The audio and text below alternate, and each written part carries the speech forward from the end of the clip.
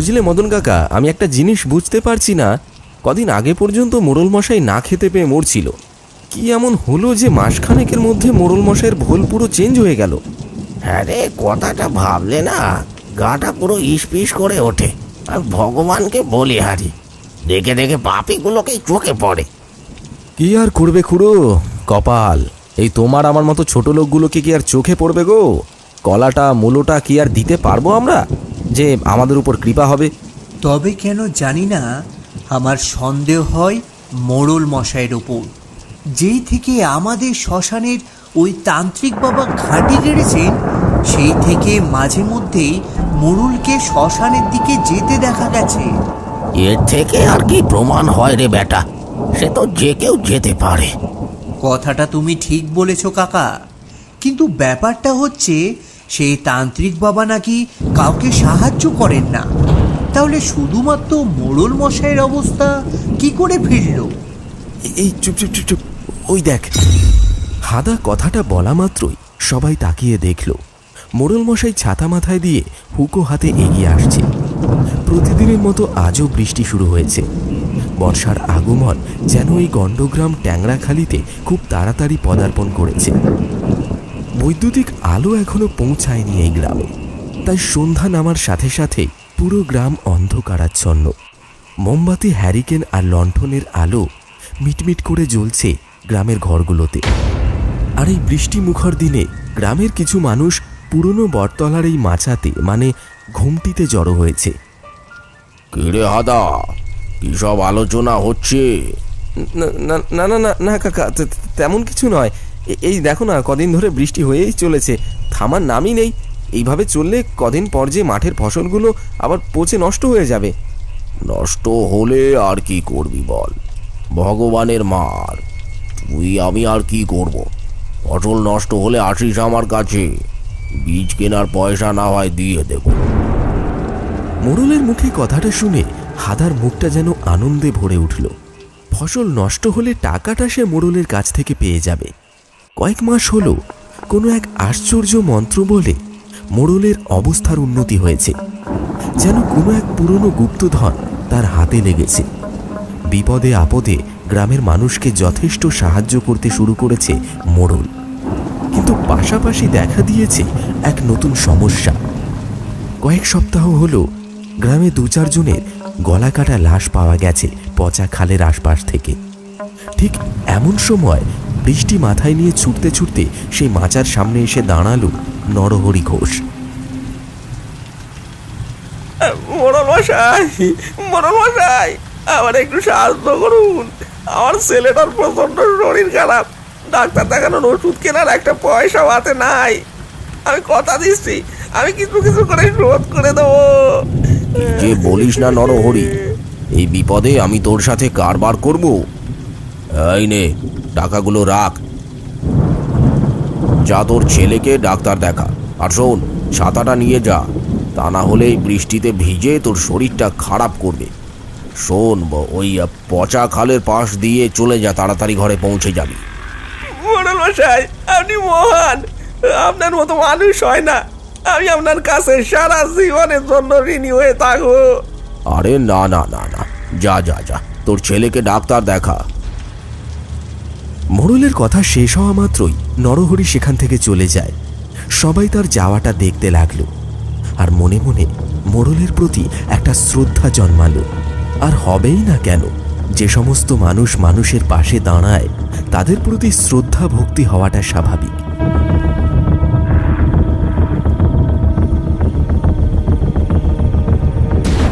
বলছি কাকা, তুমি যে লোকটাকে পচা খালের পাশ দিয়ে যেতে বললে, জায়গাটা তো মোটেও ভালো নয়।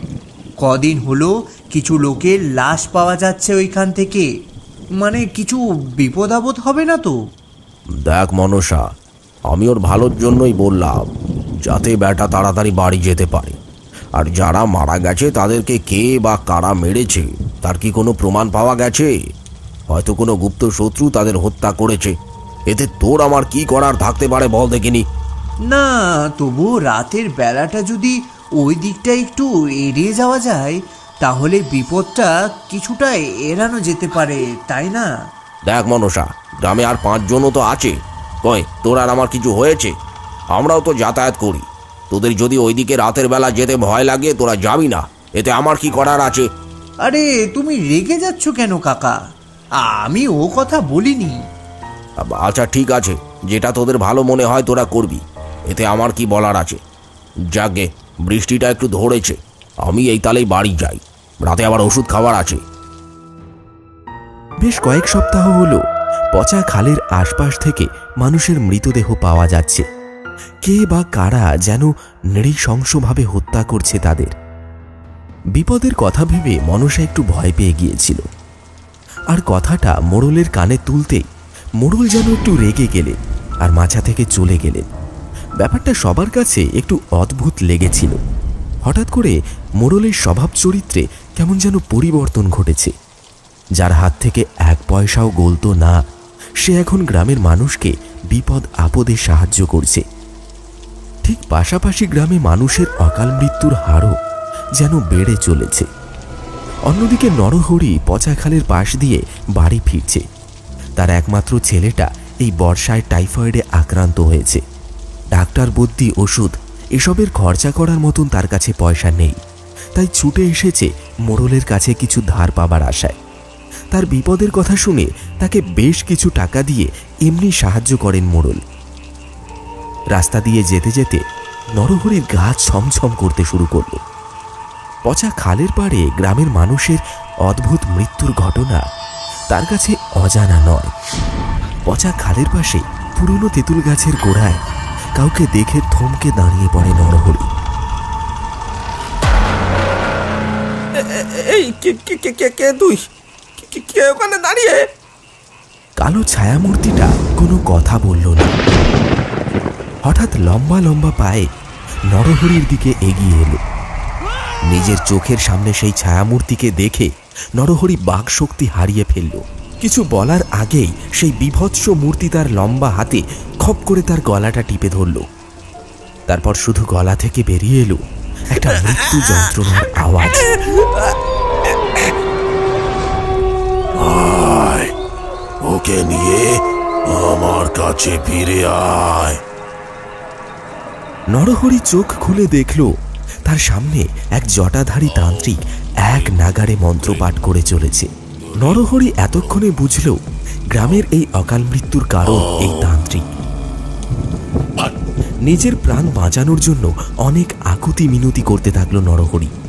আমার ছেড়ে দাও, ঘরে আমার ছেলে অসুস্থ, আমার কিছু হলে আমার বিনা চিকিৎসায় মারা যাবে, আমার ছেড়ে দাও। কিন্তু তার কথাটা শেষ হলো না। তার পাশে দাঁড়িয়ে আছে সেই বিভৎস মূর্তি, হাতে একটা ধারালো খড়গ। সেই মূর্তিকে দেখে নরহরি নিজের মৃত্যুকে বিনা বাক্য ব্যয়ে মেনে নিল। তার পর মুহূর্তে নরহরির গলা লক্ষ্য করে নেমে এলো সেই খড়গ। একটা মর্মান্তিক চিৎকার করে শান্ত হয়ে গেল পচা খালের পাশের শ্মশানটা। সাথে সাথেই অন্ধকার থেকে বেরিয়ে এলো একটা ছায়ামূর্তি। এই নে তোর উপহার, এতে 100 মোহর আছে। যা, ঘরে ফিরে যা। পরবর্তী শিকার যেন আমার কাছে ঠিক সময় মতো পৌঁছে যায়, আর তা না হলে তার পরিণতি কি হবে তুই ভালো মতোই জানিস। হ্যাঁ বাবা, আপনার কথার অন্যথা হবে না। পরবর্তী শিকার আপনি ঠিক সময় মতো পেয়ে যাবেন। অন্ধকার ছায়ামূর্তি তান্ত্রিকের কাছ থেকে 100 মোহর নিয়ে যেভাবে এসেছিল ঠিক সেইভাবেই অন্ধকারে মিলিয়ে গেল। গ্রামের কেউ একজন মোহরের লোভে এই তান্ত্রিকের সাথে হাত মিলিয়েছে, আর গ্রামের একজনকে শিকার বানাচ্ছে ওই তান্ত্রিকের সাধনা পূরণের জন্য। সব সাধনার জন্য 100টি মৃত শরীরের প্রয়োজন, আর সেই সাধনা পূরণ হতে মাত্র 5টি মৃত শরীরের প্রয়োজন। তাহলে সেই তান্ত্রিক অমোঘ শক্তি লাভ করবে। এই জঘন্য কাজের সঙ্গী হয়েছে এই ট্যাংরাখালি গ্রামের কোনো এক লোভী মানুষ। রাত তখন 10টা। বৃষ্টির প্রকোপ সম্পূর্ণ থেমে গেছে। তখনও বটতলার মাচাতে বসে আড্ডা মারছে মনসা আর হাঁদা। বাকি সবাই নিজের ঘরে ফিরে গেছে।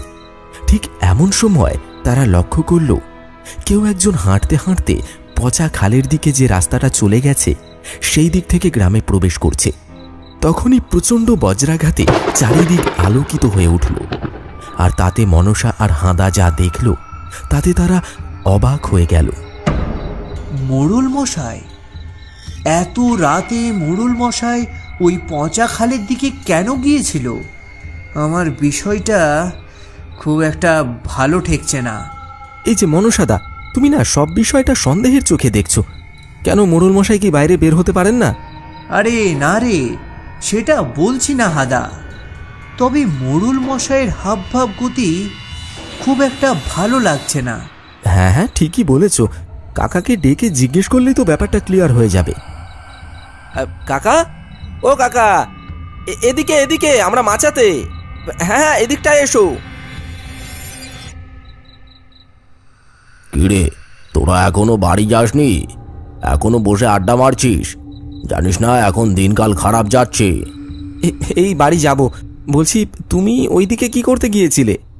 জানিস তো পচা খালের পাশে কী সব ঘটনা ঘটছে, তাই একবার পায়চারি করে এলাম, যদি কিছু চোখে পড়ে। বলছি শুধু পায়চারি, নাকি অন্য কিছু ব্যাপার আছে গো কাকা? মানে তুই কি বলতে চাইছিস মনসা? আমি রাতের বেলা মানুষ খুন করতে বেরিয়েছি? কাল থেকে তুইও আমার সাথে যাবি, আর হাদা তুইও যাবি। তবে ব্যাপারটা কিন্তু কাউকে বলবি না। ব্যাপারটা 5 কান হলে যারা এই ঘটনা ঘটাচ্ছে তারা সাবধান হয়ে যাবে, মনে থাকবে তো? হ্যাঁ কাকা, ঠিক আছে, আমরাও কালকে তোমার সাথে বেরোবো। মনসা কোনো কথা বলে না, শুধু মোড়ল মশাইয়ের দিকে একভাবে তাকিয়ে থাকে। দেখে বুঝতে পারল মোড়ল মশাই যেন তার দিকে কটমট করে একটা হিংসাত্মক চোখে তাকিয়ে আছে, যেন তার পাকা ধানে মই দিচ্ছে মনসা। হঠাৎ তার চোখ পড়ল মোড়ল মশাইয়ের কোমরে। সেখানে লাল কাপড়ে কিছু যেন একটা গোঁজা রয়েছে। এটা দেখে বুঝতে অসুবিধা হলো না মোড়ল মশাই এত রাতে শ্মশানে সেই তান্ত্রিকের সাথে দেখা করতে গিয়েছিল। যথারীতি মোড়ল মশাই হনহন করে বাড়ির দিকে রওনা দিল। মনসা বুঝতে পারল কাল কিছু একটা ঘটতে চলেছে তার সাথে।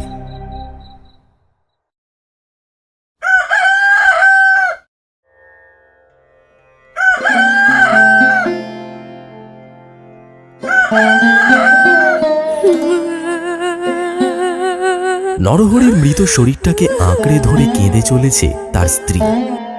সকাল হতে না হতে কি সব দেখছি, কি সব ঘটছে আমাদের গ্রামে। প্রতিদিন একটা করে লাশ পাওয়া যাচ্ছে। এইভাবে চলতে থাকলে যে গ্রামে থাকা দুষ্কর হয়ে যাবে। সত্যি, কালকে নরহরি আমার কাছে এলো সাহায্য চাইতে, তার ছেলের নাকি শরীর খারাপ, আর আজ নিজেই পৃথিবীর মায়া কাটিয়ে চলে গেল।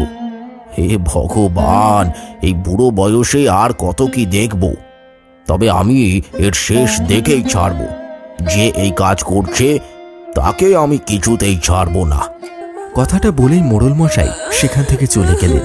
মনসা মোড়ল মশাইয়ের চলে যাওয়াটা ভালোভাবে দেখতে লাগলো। দেখ মনসা, দেখ, তুই কাকে সন্দেহ করেছিলিস? মোড়ল মশাইয়ের মতো একটা ভালো মানুষকে তুই এখনো সন্দেহ করবি? মনসা হাদার প্রশ্নের কোনো উত্তর দেয় না। মনের মধ্যে হাজারো প্রশ্ন উত্তর তোল পার করছে। কিছু সাজিয়ে নিচ্ছে মনসা মনে মনে। তার মন বলছে মোড়ল মশাই এই ঘটনার পেছনে কোনো না কোনোভাবে জড়িত। আজ রাতে তারা 3 জনে বেরোবে সেই পচা খালের দিকটা পায়চারি করতে। তার আগে তাকে কিছু কাজ গুছিয়ে নিতে হবে। তাই কিছু না বলে সেখান থেকে চলে গেল মনসা। আমি যা যা বললাম সব বুঝতে পেরেছো তো? আমার মন বলছে যা হবার আজকেই হবে। হ্যাঁ, সব বুঝতে পেরেছি, কিন্তু মনসা, এতে তোর প্রাণহানির সম্ভাবনা রয়েছে। এভাবে চলতে থাকলে কদিন পর তো এমনিতেই মরতে হবে। তাই যা করার আজকে রাতেই করতে হবে। শুধু আমি যা যা বললাম সব যেন ঠিকঠাক হয়ে যায়। হ্যাঁ হ্যাঁ মনসা, ওই সব নিয়ে তুই একদম ভাবিস না। আমরা ঠিক সময় মতো সেখানে পৌঁছে যাব। এই নে মনসা, এটা তুই তোর হাতে বেঁধে নে। এই ধাগা তোকে বিপদ থেকে রক্ষা করবে, আর তুই সফল হবি। দেখতে দেখতে সারাটা দিন কেটে গেল। গ্রামের মানুষ কাজকর্ম শেষ করে বাড়ি ফিরছে। রাত নামার আগেই ঘরে ঢুকতে হবে। যথারীতি মোড়ল মশাই, হাদা আর মনসা হ্যারিকেন হাতে হেঁটে চলেছে পচা খালের পাশ দিয়ে সেই শ্মশানটার উদ্দেশ্যে। শ্মশান থেকে ভেসে আসছে সেই তান্ত্রিকের মন্ত্র পাঠের শব্দ। তিনজন চুপি চুপি পৌঁছল সেই শ্মশানে, আর ঝোপের আড়াল থেকে দেখতে লাগলো সেই তান্ত্রিক কি করছে। আর কিছুক্ষণের অপেক্ষা, তারপর আমার আজকের শিকার হাজির হবে, আর তাকে আমি তোর পায়ে বলি দিয়ে আজকে আমার সব সাধনা পূর্ণ করব। তারপর আমি হয়ে উঠব অমোঘ শক্তির অধিকারী। আর ঠিক এমন সময় ঝোপঝাড় ভেঙে বেরিয়ে এলো মনসা, হাদা আর মোড়ল মশাই। বন্ধ কর, বন্ধ কর তান্ত্রিক, তোর এই ভণ্ডামি বন্ধ কর। হাতে নাতে ধরা পড়ে গেছিস, আজ তোর নিস্তার নেই। সাধনার জন্য তুই গ্রামের লোককে হত্যা করেছিস। এসে গেছিস তুই। আজকের শিকার যে নিজে নিজেই হাজির হয়েছে বলির পাঠা হতে। ভালোই হয়েছে, আমাকে আর বেশি দেরি করতে হবে না। মোড়ল মশাই, আমার সঙ্গে আসুন, লণ্ডভণ্ড করে দিন এসব ভণ্ডামি, আর গ্রামের মানুষকে ডেকে নিয়ে এসে একে আচ্ছা করে শাস্তি দিন, যাতে এই ধরনের কাজকর্ম করার সাহস সে না পায়। হাঁদা, তুই তাড়াতাড়ি গ্রামে যা, সবাইকে ডেকে নিয়ে আয়। কে লন্ড ভণ্ড করবে আমার এই সাধনা? ওই মোড়ল, ওর অত সাহস আছে? মনসা দেখল তখনও মোড়ল মশাই আর হাদা নির্বাক হয়ে দাঁড়িয়ে আছে। ঠিক আছে, তোমাদের কাউকে কিচ্ছু করতে হবে না। ভয় লাগছে তাই না? আমি লণ্ডভণ্ড করে দেব। মনসা এগিয়ে গেল সেই তান্ত্রিকের যজ্ঞ লণ্ডভণ্ড করে দেওয়ার জন্য। আর ঠিক তখনই পেছন থেকে দমাস করে তার মাথার উপর পড়ল একটা লাঠির বাড়ি। প্রচণ্ড যন্ত্রণায় লুটিয়ে পড়ল মনসা মাটিতে। তাকিয়ে দেখল মোড়ল মশাই আর হাদা লাঠি হাতে দাঁড়িয়ে আছে। কিরে মনসা, অবাক লাগছে তাই না? কি করব বল, টাকার জন্য মানুষ কত কি না করছে, তাই আমিও এই রাস্তা ধরতে বাধ্য হয়েছি রে। সৎ পথে চললে কি আর বড়লোক হওয়া যায় রে? দেখ না, তোর মতো একটা করে লোককে এই তান্ত্রিক বাবার হাতে তুলে দিয়ে 100 করে স্বর্ণ মুদ্রা উপহার পায়, আর তাতে আমার টাকা পয়সা জমি জমা কিছুর অভাব নেই। তার মানে গ্রামে ঘটে চলা এসব হত্যাকাণ্ড তোদের ষড়যন্ত্র? আর হাদা, তুই যে আমার ভাইয়ের মতো, এখান থেকে পালা, গ্রামের লোককে খবর দে। কার কথা বলছিস মনসা? হাঁদা, ও তোর খবরাখবর দেওয়ার জন্য টাকা নেয় রে। তোর সাথে মেলামেশার কথা আমি ওকে বলেছি, তাতে তোর সমস্ত গতিবিধির খবরাখবর আমাকে দিতে পারে। বিশ্বাসঘাতক, তোদের দুজনকে আমি ছাড়বো না। একবার এখান থেকে বেরোতে পারি, আমি সবাইকে দেখে নেব। চুপ কর, বন্ধ কর তোদের প্রলাপ। তোরা আর বাঁচার কোনো রাস্তা নেই রে। জয় কালী, জয় জয় কালী, আমার সাধনা পূরণ কর মা।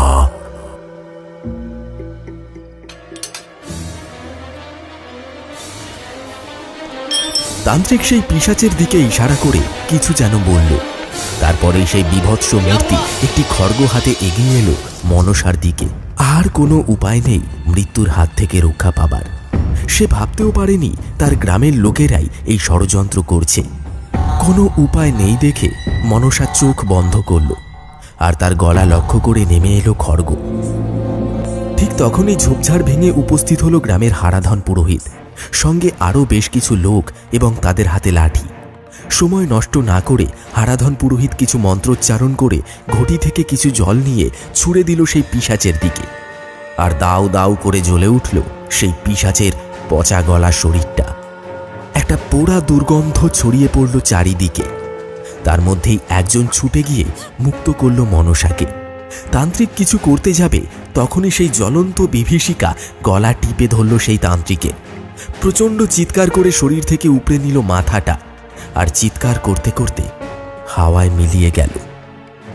শুধু থেকে গেল চামড়া পোড়া গন্ধটা। অন্যদিকে মনসা রাগে ক্ষোভে ছুটে গেল সেই মোড়লের দিকে। বাবা, আমায় ছেড়ে দে মনসা, আমার ভুল হয়ে গেছে। বয়স যথেষ্ট হালকা, তাই গায়ের শক্তিও অনেক। কোনো কথা শুনল না সে। এক ঘুষি মেরে মুন্ডুটা অন্যদিকে ঘুরিয়ে দিল মোড়ল মশাইয়ের, আর সঙ্গে সঙ্গে কাঁটা কলা গাছের মতো পড়ে গেল মোড়ল মশাই। সবাই এর কোনো প্রতিবাদ করল না। হাঁদা ভয়ে সেখান থেকে এক দৌড়ে পালিয়ে গেল এবং এরপর থেকে তাকে আর ওই গ্রামে কখনো পাওয়া যায়নি।